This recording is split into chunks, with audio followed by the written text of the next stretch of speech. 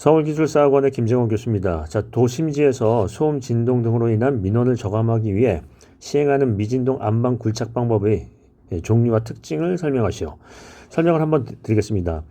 여러분께서 이제 이 문제를 풀기 전에 먼저 결론을 낸다고 했죠. 논술에서 이제 가장 중요한 것은 결론이 무엇이냐 하는 거예요. 매번 강조하지만 결론 없는 논문이 있나요? 이 내용을 보시면 이 내용이 뭐냐면 도심지에서 소음 진동으로 인한 민원을 저감한다라고 했어요. 근데 이제 가만히 보시면 이 미진동 안방 굴착 방법도 소음 진동이 있다라는 거예요. 즉 우리가 이제 이런 얘기를 해볼까요? 우리가 미진동 굴착 공법을 할 때, 안방 굴착 공법을 할 때 어떤 발생되는 소음과 진동의 유형이 뭐냐, 또는 이런 공정이 뭐냐 하는 거예요. 유형이요. 자, 이제 무슨 얘기냐면 굴착 시에도 소음 진동이 날 거예요. 물론 미진동은 굴착할 때 좀 적겠죠. 발파보다는. 근데 굴착도 하고요. 그 다음에 이제 이게 덩어리가 크면 소화를 한다라는 거예요. 소화 시에도 이제 문제가 클 수 있고요. 그 다음에 얘를 운반하고 그 다음에 버력을 상차할 때도 문제가 크다라는 거예요. 그러면 이걸 가만히 생각해 보면 무슨 얘기냐면 소음 진동의 유형을 먼저 파악을 하고 우선 파악을 한다 하고요. 그 다음에 굴착에서 소음이 안 된다면 소활이나 운반이나 상차 시에 소음 진동 저감 대책이 나와야 될 거예요. 진동 저감 대책. 이게 무슨 얘기냐면 굴착 당시에는 소음 진동이 안 나지만 상차할 때는 드르륵 많이 나죠.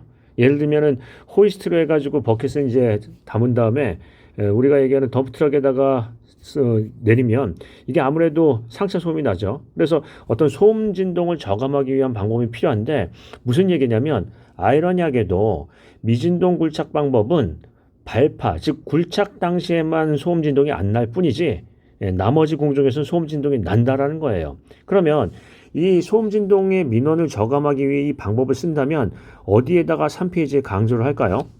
소활에 대한 소음 진동 저감 방법, 운반 및 상차 시의 소음 진동 저감 방법 이렇게 나와야 되겠죠. 이해되세요? 이게 무슨 얘기냐면 소음 진동을 저감하지만 이 미진동 안방 굴착 방법이 전 공정에서 소음 진동이 저감되지는 않는다라는 얘기예요. 그러면 이 논술을 어떻게 풀어갈 거냐면 이 도심지에서의 미진동 안방 굴착 시에 소음 진동에 대한 유형이나 형태를 또는 발생원이나 이런 부분을 설명을 하고 그 다음에 1페이지에 이 얘기를 꺼낸 다음에 3페이지는 뭐 한다? 이 나머지 공정에서 소음 진동이 발생하는 나머지 공정이 있죠. 진동이 발생하는 나머지 공정. 즉 우리가 얘기하면은 소활 시의 어떤 소음 진동 또는 상차 시의 소음 진동에 대한 저감 대책을 얘기할 거예요. 이 논술을 풀어가다 보면 무슨 문제가 있냐면 이 논문에 대해서 분석하는 분석을 세부적으로 분석을 안 한다는 데 문제가 있어요. 자, 이게 무슨 얘기냐면 이 문제가 어떻게 돼 있죠? 도심지에서 소음 진동으로 인한 민원을 저감하기 위해 그러면 소음 진동의 민원이 어떤 식으로 구성되어 있는지 하는 민원의 유형, 즉 어떤 형태를 생각을 하고요. 그 다음에 미진동 안반에 대한 굴착 시의 종류 특징 유의사항을 쓰면 3페이지에 소음 진동이 나는 공정, 즉 안 나는 공정은 굴착이라고 한다면 상차나 소활이나 이런 나는 공정에 대한 어떤 대책은 별도로 수립돼야 되겠죠. 그래서 논리적인 접근이 필요해요. 그냥 기계적으로 쓰면 안 된다. 그리고 이런 부분을 볼 때는 이런 내용을 볼 때는 소음 진동이라는 민원에 집중을 해야 되는데 3페이지에 굴착 효율 증대 방안 이런 얘기는 말도 안 되는 거죠. 지금 소음 진동 얘기하고 있는데 그래서 이 내용을 어떻게 풀 건가 하는 것은 여기 이제 밑줄을 쳐봅니다. 우리가 이제 어떻게 한다고 했죠? 도심지에서 그 다음에 소음 진동에 관한 민원 요게 이제 질문 조건이에요. 질문 조건. 그러면은 우리가 이제 질문 요지는 미진동공법에 대한 종류 1번, 특징 2번을 2페이지 쓰고요. 시공시 주의사항을 쓸 건데 1페이지는 무슨 얘기가 나와야 되죠? 소음 진동이 어디서 나는지 하는 소음 진동에 대한 유형이나 이런 것들이 먼저 나오고요. 그 다음에 어떤 기준이나 이런 것들도 나올 수 있겠죠. 그 다음에 3페이지에서는 소음 진동이 제어가 안 되는 나머지 공정에 대한 소음 진동 저감 대책 같은 것들이 나와야 돼요. 소활 같은 거나 이런 것들이요. 하다못해 에어 도움을 설치를 한다든가 지하식 상차 방식을 쓴다든가 하는 어떤 특정의 공법이나 대책이 나와야 되겠죠. 이해되시죠? 그래서 이런 부분에 어떤 논술을 쓸 때는 그냥 기계적으로 이거는 예를 들면 뭐 사례나 하나 쓰면 되겠다. 그런 내용이 아니고요. 철저하게 도심지에서 소음 진동에 대한 부분 얘기를 꺼낼 거예요. 그리고 미진동 같은 경우에서는 일 굴착량이 당연히 발파보다는 굴착량이 적을 거예요. 그러면은 공기가 그만큼 늘어난다는 것은 더 어떤 그 민원에 대한 우려가 더 커질 수도 있어요. 아니, 금방 지나갈 것을 빨리 못 가고 공사 기간이 늘어진다는 것은 소음 진동의 민원에 대한 가능성도 더 그만큼 길어진다는 얘기죠. 그래서 그런 부분에 대한 대안이 뭐냐 하는 거예요. 즉 굴착 효율을 증대시키면서 어떤 소음 진동을 적게 빨리 갈 수 있는 방법이 뭐냐, 이런 부분을 생각할 수 있겠죠. 그래서 먼저 답안을 쓸 때는 어떻게 한다? 결론을 내고 쓰십니다. 질문 요지나 질문 조건을 보시고 결론을 먼저 결론 낼 것 하고 그 다음에 이제 논술을 써가야 되겠죠. 논술의 방향이 가장 중요하니까요. 그런데 이런 것들을 쓰면 어떻게 해요? 그냥 기계적으로 해서 1페이지에는 소음 진동 기준 쓰고 3페이지에서는 굴착 효율이나 뭐 딱 엉뚱한 얘기 쓰고 있는 거죠. 예, 그런 부분을 보겠습니다. 자, 그럼 이제 다시 한번 얘기해 보겠습니다. 1페이지는 무슨 얘기가 나올 수 있죠? 1페이지에서는 소음 진동 민원에 대한 민원, 우리 이제 얘기하면 소음 진동, 이 미진동 공법에서 소음 진동에 대한 어떤 공정 또는 형태, 공정 또는 공정 또는 형태, 이런 부분을 얘기를 해서 굴착 공정에서도 소음 진동이 일어날 수 있지만은 소활 공정에서도 일어났고 또는 이제 운반이나 또는 상차에서도 일어날 수 있다라는 것들을 해서 여기에 주요 소음원을, 소음 요인을 설명을 하시는 게 낫겠죠. 어떤 소음 요인이 있다, 이런 것들을.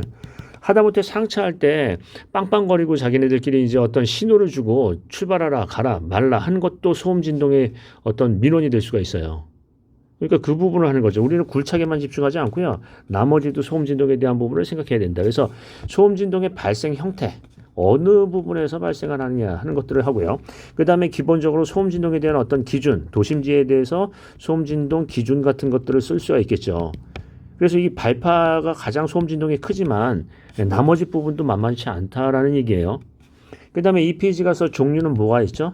종류는 제어 발파도 들어가겠죠. 물론 우리가 유진동, 미진동, 무진동이라고 얘기를 한다면, 유진동, 미진동, 무진동이라고 얘기한다면 유진동은 제어 발파고요. 그 다음에 미진동에 대한 부분에서는 우리가 재료와 장비 같은 걸로 나눌 수 있죠. 예를 들자면 미진동에 대해서는 재료에 대한 부분에서는 플라즈마, 그 다음에 장비에 대해서는 CCR 이런 것들이 있고요. 그 다음에 이제 무진동에 대한 부분에서는 뭐가 있나요? 역시 재료적인 부분에서는 팽창제, 그 다음에 장비적인 부분에서는 유압잭 있죠. 장비적인 부분에서는 유압잭. 자, 뭐 이런 부분에 대해서 이제 설명을 할 건데, 아무래도 제어 발파도 들어갈 수 있지만 나머지 요게 중요해요. 그래서 종류에 대한 부분에서는 설명을 하고 특징은 어떻게 한다? 조금 더 구체적으로 씁니다. 항목별로. 즉 주요 공법을 2개나 3개 정도를 발췌를 해서 3개를 해서 대표적인 공법을요. 그래서 어떻게 해요? 팟의 원리, 그 다음에 적용 대상, 그 다음에 예를 들자면 일굴착량 같은 거 중요하죠. 그 다음에 얘도 소음 진동에 대한 수준이 중요해요. 소음 수준.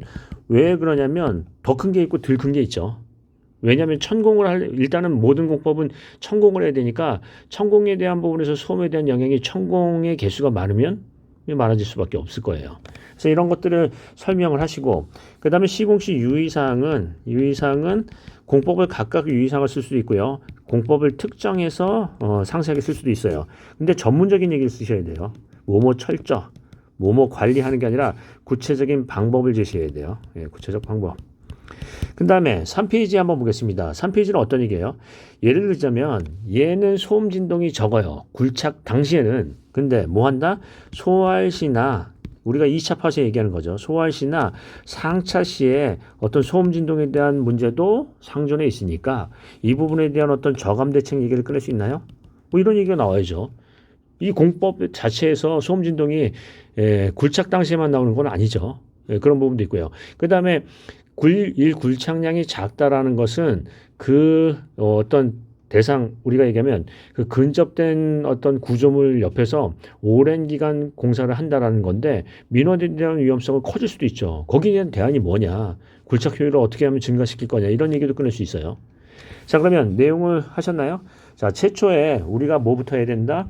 도심지 소음 진동이라는 키워드를 먼저 보시고, 아, 미진동도 소음 진동이 도심지에서 있구나라는 걸 생각해 보세요. 미진동의 역설. 그래서 그 부분을 설명을 하는 거죠. 그러면 이제 오늘 답안, 모범 답안을 가지고 생각을 해보겠습니다. 일단 28번 아웃. 계속 얘기 드리지만 실무상으로 우리가 이제 현장이 된다 이렇게 얘기할 수 있겠죠. 우리가 답안을 시험장에서 쓸 수 없는 분량은 만들지도 마세요. 자, 요약하는 것도 어떤 능력으로 보는 거죠. 예, 그렇게 보시고요. 자, 환경 피해 유형 뭐 이런 부분이 있는데 아까 어떤 얘기를 꺼낸다? 예. 공종별 소음 진동 원에 대해서 먼저 분석을 해야 되겠죠. 굴착만 소음 진동이 있는 게 아니라 소알도 있고 음반도 있고 상처도 있고 뭐 이런 거요. 갱내 음반도 있고 갱외 음반도 있고요. 아무래도 상차를 할 때 뭐 그 이제 클렉션 같은 것으로 어떤 이제 소음이 나는 그런 신호를 주는 부분도 있죠. 그런 것도 이제 소음원이 될 수 있어요. 그러니까 공종별 소음 요인, 소음원 이런 것들을 분석을 하고 어떤 게 특히 소음이 큰가를 먼저 생각한 다음에 3페이지를 강조한다. 자, 그럼 2페이지로 넘어가서 종류는 어떻게 한다? 제어 발파보다는 이쪽으로 많이 쓰셔야 돼요. 어떤 분은 제어 발파만 안다고 쓰시는데 제어 발파는 엄밀히 얘기하면 조금 더 얘기하면 미진동도 되지만 유진동에 가깝죠. 그러니까 우리는 어느 쪽으로 강조한다? 이쪽으로 강조할 거고요. 그 다음에 특징은 아까도 얘기했듯이 이렇게 쓰는 게 아니라 특징을 세분화합니다. 적어도 뭐예요? 1 굴착량, 파쇄 원리 이런 것들요. 파쇄 원리, 1 굴착량. 물론 꼭 똑같이 쓸 필요는 없어요. 어떤 건 장단점 쓰고 어떤 건 굴착량 쓰고 이렇게 할 수도 있겠지만 예, 이 분류를 해서 쓰는 거죠. 정리가 됐다라는 걸 보여주십니다. 자, 그다음에 주의사항은 이렇게 쓰지 않아요. 이게 내용을 보면 이게 미진동 파쇄 공법의 주의사항 맞나요? 전문적으로 쓴다라는 거죠. 공법을 특정을 하세요. 특정. 어떤 공법 중심. 자, 그 다음에 마지막으로 보겠습니다. 여기 이제 민원에 대한 보험 활용인데 실은 가만히 생각해 보면 이거는 미진동보다는 유진동이 필요한 거 아닌가요? 보험 얘기는? 지금 미진동 얘기하고 있는데요. 그래서 이 내용을 가만히 보겠습니다. 다시 이런 얘기가 이제 미진동에 맞느냐 하는 거죠. 다시 이제 1페이지를 보시면 미진동 공법이라는 것을 소음 진동을 저감하기 위해서 소음 진동을 저감하기 위해서 미진동 공법을 쓴다. 하지만 뭐예요? 미진동 안방 굴착 공법도 소음 진동이 일어나는 공정이 있다. 진동이 일어나는 공정이 있다라는 거예요. 예, 어떤 상처나 이런 것들요. 소알이나 그럼 거기에 대한 대책이 나와야 될 거 아니에요. 예, 미진동 공법의 소음 진동에 대한 역설을 얘기하는 거죠. 이해되세요? 그런 부분으로 접근을 해야지 문제 존중이 되는 거지. 그냥 뒤에 가서 아무 생각 없이 쓰면 뭐예요? 용두삼이 결론을 낼 줄 모른다 하는 거죠. 자, 문제를 조금 더 분석을 하고 생각한 다음에 내용을 팍팍 줄이고요. 결론에 가서 힘을 확 주십니다. 이해되셨죠? 명쾌하게 쓰시고요. 자, 이 정도로 마치겠습니다. 이제 오늘도 수고 많으셨습니다.